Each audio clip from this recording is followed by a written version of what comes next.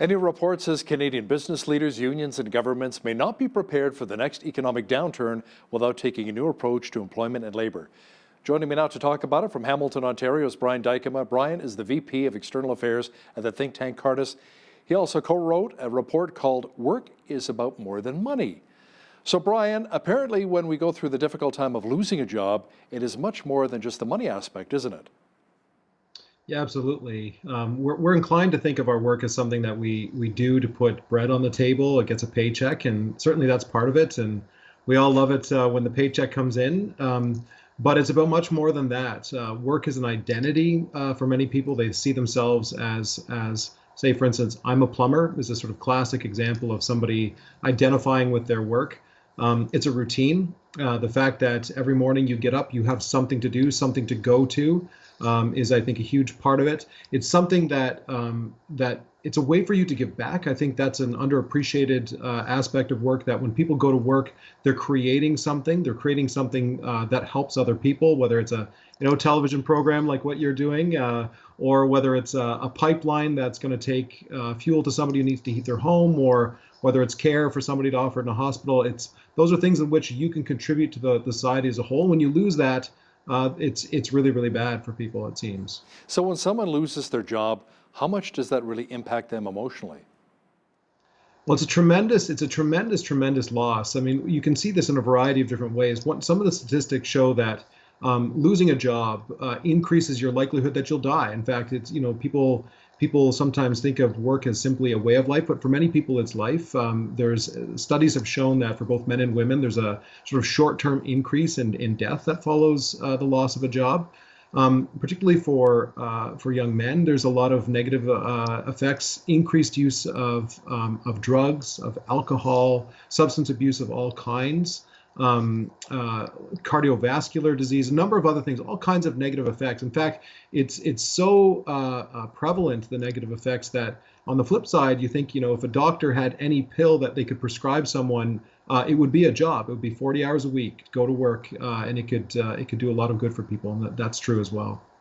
And the tough part as well, Brian, is not to take it personally. When the company says, no, this is all about numbers, just budget cuts, try not to take it personally, but it doesn't get much more personal than not being able to provide for your family, right? That's right. It's a livelihood. It's a sort, as I said earlier, a sort of sense of who you are. And many of us get up for work, and we enjoy giving back to it, right? We enjoy the community. That's part of it. That's another part I didn't mention earlier. You're not going to work just by yourself and working in a sort of a walled-in environment. You're working with colleagues. You have people that you work with projects on, that you talk to. And when that disappears, it's a loss of more than just some numbers in your bank account. And I think that's what we're trying to do with this paper. We're trying to show the broad effects of losing work and the broad positive effects of working for all people. Some of your coworkers actually become family members at the same time. I know some employees like to complain about their jobs. I mean, there's no perfect job out there, maybe a perfect job for you, but I wonder how many people are really fulfilled by their positions and their careers. Yeah, I mean, that's a good question. One of the things that want to make clear is that we're not talking about all jobs as any job, whether it's working in a sort of a salt mine is going to be satisfying or fulfilling. There's lots of evidence to show that the type of work actually matters as well. So, for instance, one of the things that we've discovered in our paper and in surveying the literature is that people who are employed tend to volunteer more, right? So you would think that somebody who's employed would have less time because they're so busy working, but it seems that people who work on a regular basis actually volunteer more, give back to their community. And when they lose that, that goes away as well. But it's important to note it's not just any type of job. It's the regular, stable, predictable job. So somebody could have a job and the job is unpredictable. They don't know whether they're going to be working the next day or whether they're going to be working 2 days. They're concerned about the sort of stability of it. And that actually has negative effects. So it's not simply all jobs of any sort. There do seem to be certain aspects of work that matter most in creating those meaningful conditions. I think most of us would agree that when a job loss does occur, it can place a lot of stress on a marriage, which then also negatively affects your family as well, doesn't it? Yeah, it's absolutely true. Evidence seems to show that there's a significant increase in divorce that comes with job loss and unemployment. Other negative things that accompany job loss as well, increased abuse, neglect, that gets passed on to the children as well. You see it that children whose parents lose work often don't do as well as school. That means they're losing earnings, they're losing potential for the long run. The effects of work aren't just felt by individuals, they go into the families, and it also expands into the community as well. Now, you touched on this earlier as well, Brian, that job loss is also associated with earlier death, and with that increases in child neglect, heart disease, and even traffic accidents. Would you agree with that? Yeah, absolutely. That's one of the things that you wouldn't expect, right? Traffic accidents. You think, oh my goodness, why is that occurring? And no one knows the exact. That the evidence seems to show what's happening when the job loss happens. It doesn't explain why that occurs, but you can understand it. The sort of stress that comes with wondering what are you going to do the next day. Your mind wanders. Those types of things take place. And this is what we're trying to get at. We're trying to help businesses, trying to help labor organizations, trying to help government understand that there is so much more to work than simply the paycheck. And if we want to have good businesses, we want to have good labor organizations, we want to do good public policy, we want to account for the broad array of benefits and the broad array of bad things that happen when unemployment occurs. And there's been study after study showing that in poor economic times, we see increases in crime, especially with the younger unemployed men. Yeah, absolutely. That's a particular problem in Alberta right now. I'm not sure how much the audience will be aware, but 1 out of 5 young men between the ages of 15 and 24 in Alberta are out of work right now. And that's a real problem. Young men tend to be disproportionately affected for whatever reason by being out of work. And the resource sector, which we've done some research on, has employed a lot of those people who didn't go to college, didn't go to university, but could get a good, well-paid job doing something really meaningful, providing fuel for people's cars, for housing, for cooking, that type of work. And with the decline of the resource sector, and I think there's some policy implications around that too, that's had a disproportionate negative effect on young Albertan men, and I think that's something to pay attention to. There are studies as well, Brian, that show people work harder if they believe in the mission of the company. Let's talk a bit about that.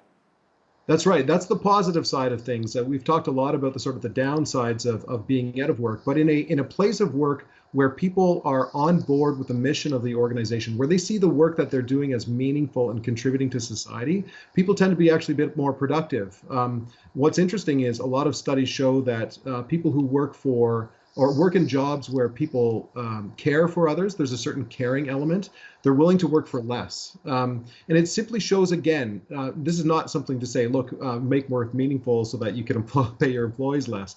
But what it means to say is that if you're an employer, you should be paying attention to whether or not your work is actually meeting those demands, the desire that people have that seems to be an innate desire for meaningful work that helps other people. And I think that's something for employers to pay attention to as they're thinking about the workplace.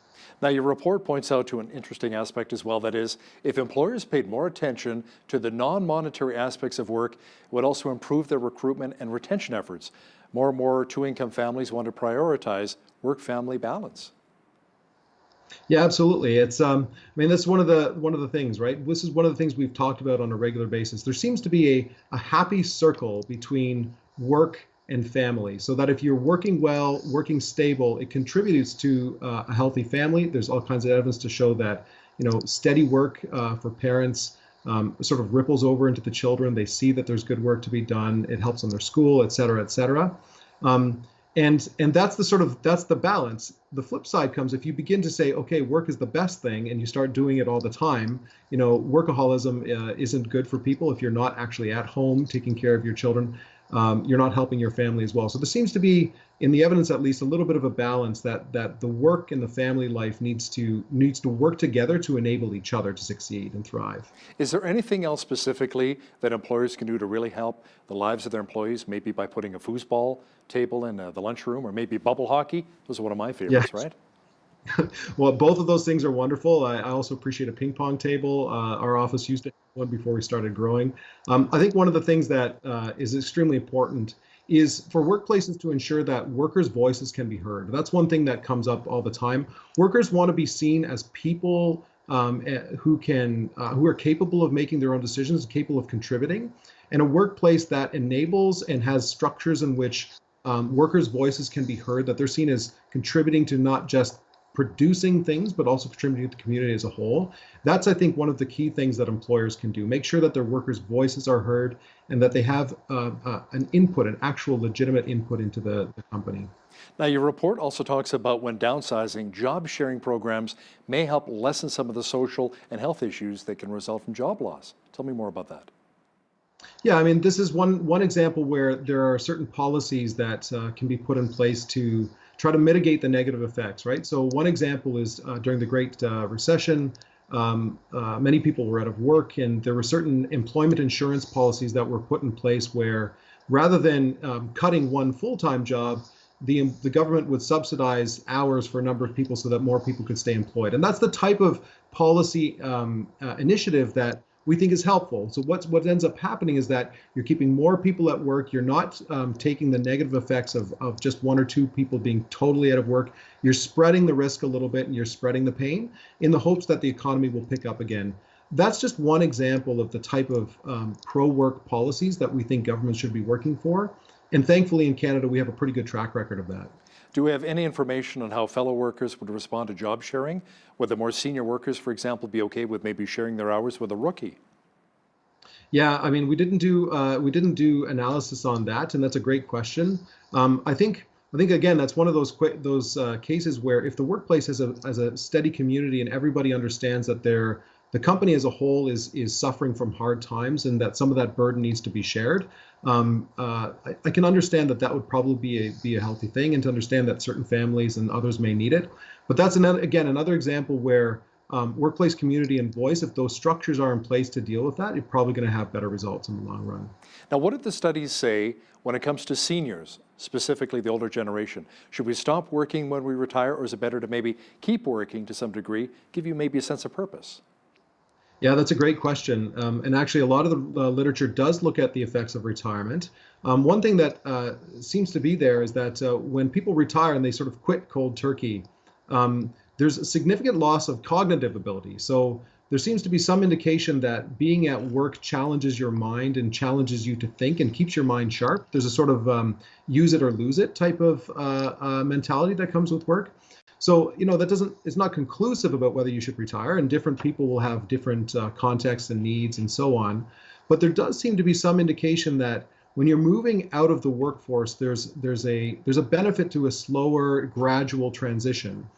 And there's also sort of an importance of doing other things that are going to keep your mind sharp. It's interesting. Retirement often and probably should be not an end of work, but an end of a particular type of work and ability to do other things that continue to challenge you and continue to enable you to create and contribute to society still. You know what I'm wondering too at the same time, if you're pushed out of a position in your job, instead of maybe thinking about working, how about volunteering? As we talked about earlier, give you that sense of purpose, giving back to your community, sharing your experience, your knowledge, your wisdom, right?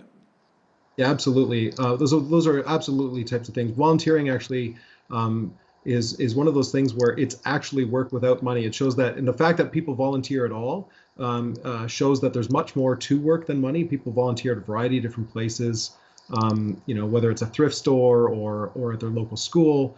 It's again another indication that work is something that people do for reasons that extend beyond the paycheck. If you can imagine, if everybody were to demand a paycheck for the volunteering that's done in this country, it's unlikely that we'd have soup kitchens. It's unlikely that we'd have as many extracurricular activities. It's guarantee you we wouldn't have any hockey teams unless you had a lot of people who could pay that. It just goes to show you again the importance of contributing and actually working in ways that extend benefits beyond yourself and to give back to others as well. You know, and I remember the '88 Winter Olympics in Calgary, and if it wasn't for the volunteers, the thousands of volunteers, it wouldn't have been the huge success that it was too. Absolutely. You can multiply that across countless examples, whether it's churches, schools, soup kitchens, hockey teams, races, art exhibits. They're just volunteering is an absolutely critical part to the Canadian society, and it's one that goes unrecognized, and it's extremely important. And we do some work on that as Cardis as well. I'd love to come back and talk to you about that sometime. Brian Dijkema is one of the writers of the report Work is About More Than Money, which is available at cardis.ca. Thanks for joining me today from Hamilton, Ontario. Thanks for having me. I appreciate it. On behalf of all of us here at BCN, I'm Hal Roberts. God bless, and thanks so much for watching.